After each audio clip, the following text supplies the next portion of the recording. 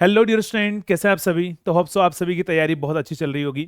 और आप सभी की तरफ से बहुत मैसेज आ रहे थे कि सर पीजीसीएल का जो एग्ज़ाम है वो कब तक हो सकता है, एक्सपेक्टेड डेट क्या है, और अगर हम बात करें तो हमें आगे क्या प्लानिंग हमें रखनी चाहिए, अब किस तरीके से हमें पढ़ाई करनी चाहिए। क्योंकि नॉर्मली पहले ऐसा था ना कि आपका जो पीजीसीएल का एग्ज़ाम लगभग दिसंबर या जनवरी में आपका होने वाला था, जनवरी के अंदर आपका एग्जाम होने वाला था। उसके बाद में अगर हम बात करें, फरवरी हमारा अभी जो स्टार्ट हो चुका है, अभी भी कोई एग्जाम की डेट का अता पता नहीं है। तो मेन ये होता है कि सर एग्जाम कब तक होगा, हमें क्या प्लानिंग रखनी चाहिए, हमें कैसे पढ़ाई करनी चाहिए। तो सब कुछ बात करने वाले हैं, और साथ में इस वीडियो में मैं आपको एक सरप्राइज भी देने वाला हूं, जो आपको लास्ट तक जरूर देखना है इस वीडियो को। और अगर आपको अच्छा लगता है तो अपने दोस्तों को सभी को शेयर भी करना है ना।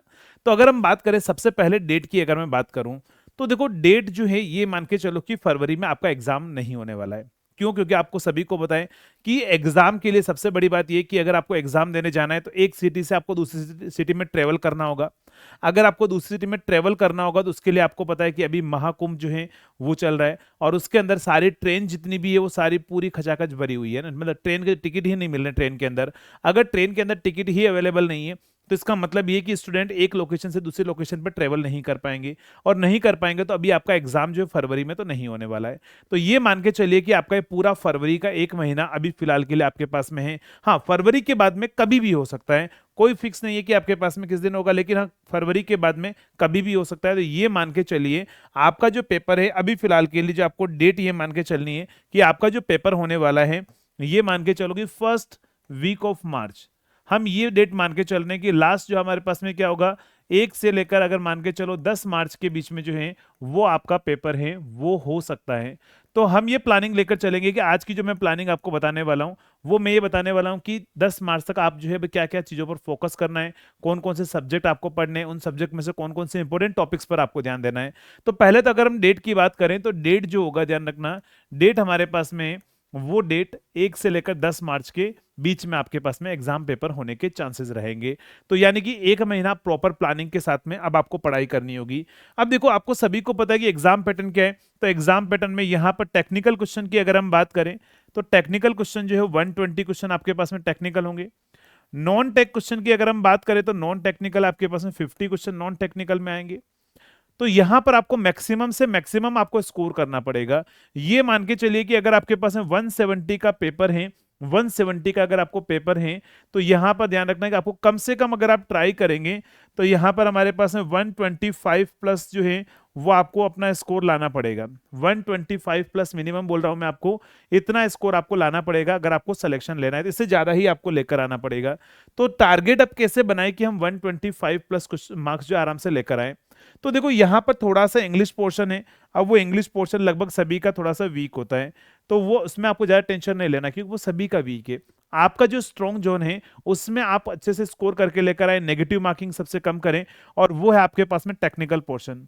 जितना ज्यादा से ज्यादा आप टेक्निकल पोर्शन आप अच्छे से करके आएंगे उतना आपके पास में सेलेक्ट होने के चांसेस आपके ज्यादा होंगे। टेक्निकल पोर्शन हो गया। नॉन टेक में आपके पास में 3 पोर्शन है, मैथ्स है, रीजनिंग है और जीके है, मतलब आपके इंग्लिश है। तो मैथ्स की अगर मैं बात करूं यहाँ पर, तो मैथ्स का जो आपके पास एप्टीट्यूड वाला पोर्शन है, टाइम वर्क डिस्टेंस, वो वाला पोर्शन आपको बहुत अच्छे से करना पड़ेगा। मैथ्स नेक्स्ट अगर हम बात करें रीजनिंग की, अगर मैं बात करूं, रीजनिंग वाला पोर्शन जो है वो आपको अच्छे से करना होगा। एक इंग्लिश भी आपके पास में है, तो आप इन पर ज्यादा फोकस कीजिए ना, इन पर ज्यादा आपके पास में फोकस कीजिए, मैथ्स और रीजनिंग वाले पर। लेकिन हाँ, टेक्निकल में बात ये आती है कि सर कौन से सब्जेक्ट को ज्यादा प्रायोरिटी दें ताकि हम ज्यादा से ज्यादा स्कोर कर पाए। तो आपका नॉन टेक के लिए मैं आपको अलग से सेशन प्लान कर दूंगा। और हाँ, आप में से नॉन टेक की प्रिपरेशन कैसी चल रही है एक बार जल्दी से कमेंट करके जरूर बताना है। और क्या आप चाहते हैं कि नॉन टेक के लिए भी पीजीसीएल से ओरिएंटेड जो नॉन टेक्निकल होता है उसके लिए भी एक आध मैराथन आपके लिए प्लान कर दी जाए, ताकि उससे क्या होगा, आपको नॉन टेक का भी आइडिया मिल जाएगा कि अच्छा ठीक है इस टाइप के क्वेश्चन पीजीसीएल के अंदर हमें पूछे जाते हैं, तो वो उन टॉपिक के आसपास की चीजें आपको देखकर जरूर जाना है। तो एक बार कमेंट करके जरूर बताना है ना। तो और एक सरप्राइज जो है वो लास्ट में मैं आपको रिवोल करूंगा, लास्ट में आपको सरप्राइज भी मिलने वाला है इस सेशन के एंड में। तो लास्ट तक जरूर देखना है, इस चीज का ध्यान रखना है। तो अगर हम बात करें टेक्निकल के जो 120 आपके पास में स्कोर लाना है, 120 क्वेश्चन जो आएंगे वो हमारे पास में कहां से आएंगे, तो ये आपका टेक्निकल कंप्लीट सिलेबस है। अब ध्यान रखना इन 120 क्वेश्चन में से ये मान के चलना कि आपको 50 प्लस क्वेश्चन, क्या बोला मैंने, 50 प्लस क्वेश्चन जो हैं वो आपको देखने को मिलेंगे पावर सिस्टम में से। 50 से लेकर 60 क्वेश्चन तक मान के चलो लगभग आपके पास में 50% वेटेज जो है वो पावर सिस्टम रखेगा। यानी कि एनी हाउ मेहनत करो, जितना रिवीजन करना है कर लो। क्रैश कोर्स में मैं भी आपको पढ़ा रहा हूं, आप उसको रिवीजन कीजिए। यहां पर आप 50 से 60 क्वेश्चन जो है वो आपके पावर सम के आएंगे, यानी कि इसको सबसे पहले करना है। अगर हम बात करें यहाँ पर 20 क्वेश्चन के अराउंड, 25 क्वेश्चन के अराउंड अगर हम बात करें, 20 क्वेश्चन भी अगर हम बात करें तो 20 क्वेश्चन जो है लगभग मशीन से आएंगे। बेसिक इलेक्ट्रिकल में वही 15 से लेकर 20 क्वेश्चन आपके पास में आएंगे। तो 20 क्वेश्चन यानी कि ये मान के चलिए 120 में से ये 3 सब्जेक्ट हैं, वो 85 से लेकर 90 क्वेश्चन ये मान के चलो आपको इनमें से पूछे जाएंगे। अब रिमेनिंग 30 क्वेश्चन जो हमारे पास में है उसमें से यूटिलाइजेशन के लगभग क्वेश्चन होंगे 8 से 10 क्वेश्चन, ठीक है। मेजरमेंट के क्वेश्चन होंगे आपके पास में 6 से 7 क्वेश्चन। अगर हम बात करें यहाँ पर बेसिक इलेक्ट्रॉनिक्स में से होंगे 6 to 8 क्वेश्चन आपके पास हैं।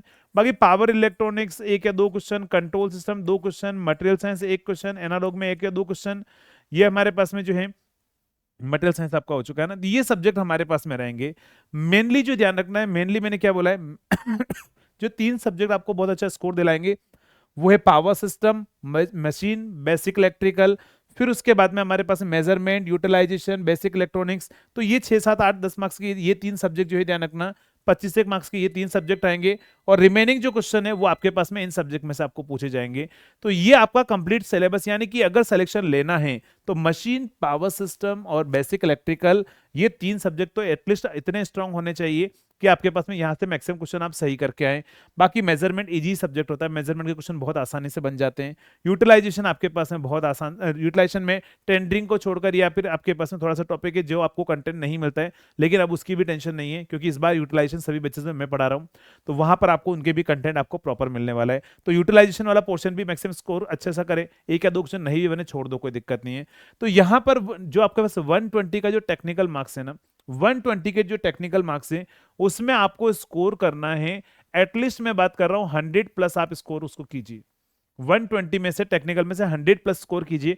नॉन टेक्निकल का जो 50 मार्क्स है उनमें से अगर आप 25 से 30 के बीच में भी क्वेश्चन ले आए ना, 25 या 30 के बीच में भी अगर आप ले आए तो आपका सिलेक्शन आराम से हो जाएगा, ठीक है।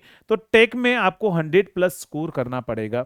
अब 100 प्लस स्कोर करने के लिए सर प्रैक्टिस बहुत ज्यादा जरूरी है, कि प्रैक्टिस जितनी ज्यादा हम करेंगे उतना ज्यादा परफेक्शन आएगा। तो आप सभी को पता है कि हमारी जो एप्लीकेशन है उस एप्लीकेशन पर जो भी हमारे पीजीसीएल से ओरिएंटेड जो बैच है वो भी हमारा स्टार्ट हुआ था, क्योंकि पहले वो काफी पहले हुआ था सितंबर के लगभग, क्योंकि हमारे पास में उस टाइम पर वैकेंसी जस्ट आई थी और एग्जाम ये था कि जनवरी में होने वाला है। तो वो बैच हमारा लगभग कंप्लीट हो गया है पूरा, कहाँ तक, दिसंबर तक लगभग हमने कंप्लीट कर दिया था उस सिलेबस को, जनवरी तक कंप्लीट हो गया था, है ना।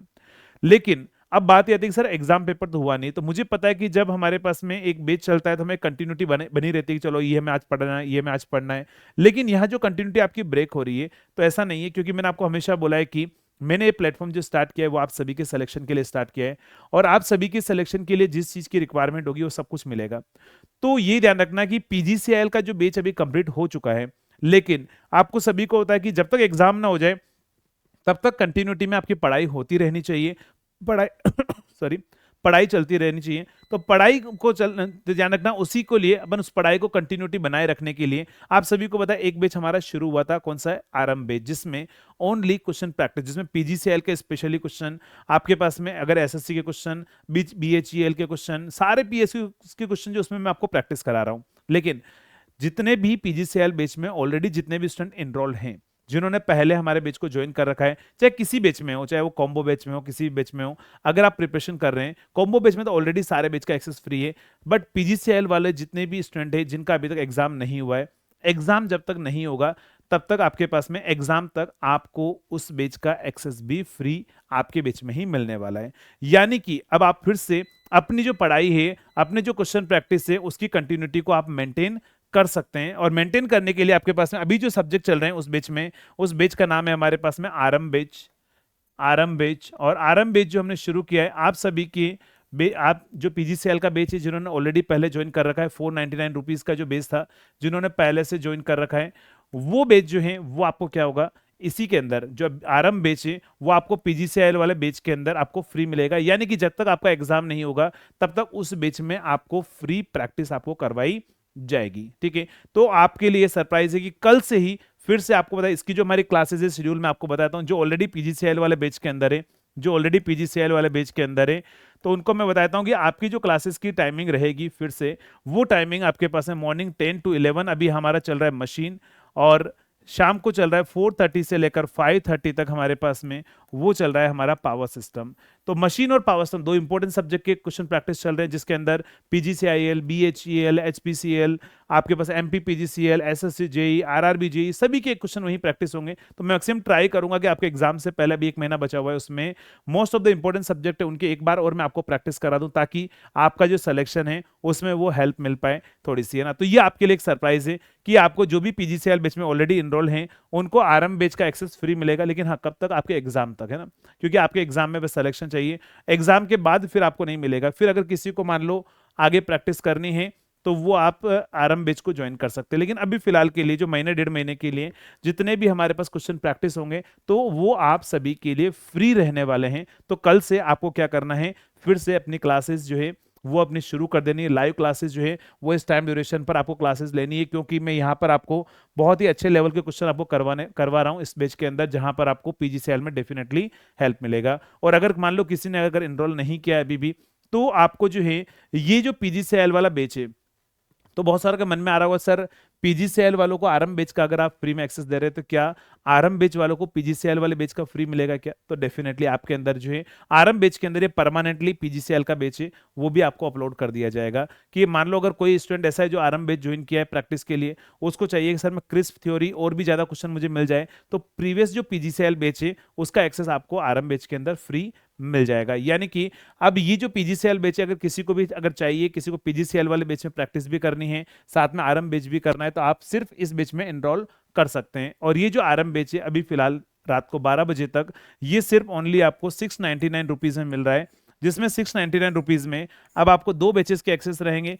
पीजीसीएल वाले बैच का तो एक्सेस आपको मिलेगा ही मिलेगा, साथ में आपका जो है आरएम बैच जो हमारा शुरू हुआ है, जो पूरे साल भर क्वेश्चन प्रैक्टिस रहेगा इस बैच के अंदर, वो तो हमारे पास में रहेगा ही रहेगा, है ना। तो ये आप सभी के लिए सरप्राइज है, और क्योंकि मैंने आपको हमेशा एक ही बात बोली है कि मुझे सिर्फ आपका सिलेक्शन चाहिए, तो आपके सिलेक्शन के लिए जिस चीज की रिक्वायरमेंट होगी तो हर चीज मैं आपको टाइम टाइम पर मैं आपको प्रोवाइड करवाता रहूंगा। तो होप सो आप सभी को सरप्राइज बहुत अच्छा लगा होगा, और कैसा लगा एक बार वीडियो के कमेंट में कमेंट करके जरूर बताना कि आपको जो सरप्राइज है वो कैसा लगा, है ना। तो चलिए दोस्तों, तो मेन चीज देखो यहां पर मैं कितनी स्ट्रेटजी या कितनी प्लानिंग अगर मैं बता दूं, सिलेक्शन उससे नहीं होगा, सिलेक्शन प्लानिंग बनाने से नहीं होता है। आपको आए दिन बहुत सारे चैनल पर प्लानिंग आपको दिखती होगी, प्लानिंग रोज कोई न कोई नई नई प्लानिंग की वीडियो आते हैं, डेली अगर बीएचईएल की प्लानिंग देखोगे, डेली आपके पास में पीजीसीएल की प्लानिंग देखोगे, प्लानिंग से नहीं होता है। प्लानिंग होती है एक ही, वो होता है पढ़ाई से। तो इसीलिए पढ़ाई से ही सिलेक्शन होगा, इसीलिए आपकी पढ़ाई को कंटिन्यू बनाए रखने के लिए, आपकी पढ़ाई को एक लेवल अप करने के लिए मैंने आपके लिए फिर से एक बार और शुरू किया है पीजीसीएल में एक और प्रैक्टिस सेशन, और वो आरएम बैच का आपको एक्सेस में फ्री दिया जा रहा है। तो आप अपनी प्रैक्टिस से वो स्टार्ट कीजिए, और अपना एक सिलेक्शन है वो इस बार पीजीसीएल के अंदर आप पक्का कर सकते हैं, ठीक है। तो चलिए दोस्तों, मिलेंगे नेक्स्ट वीडियो में, तब तक के लिए थैंक यू सो मच।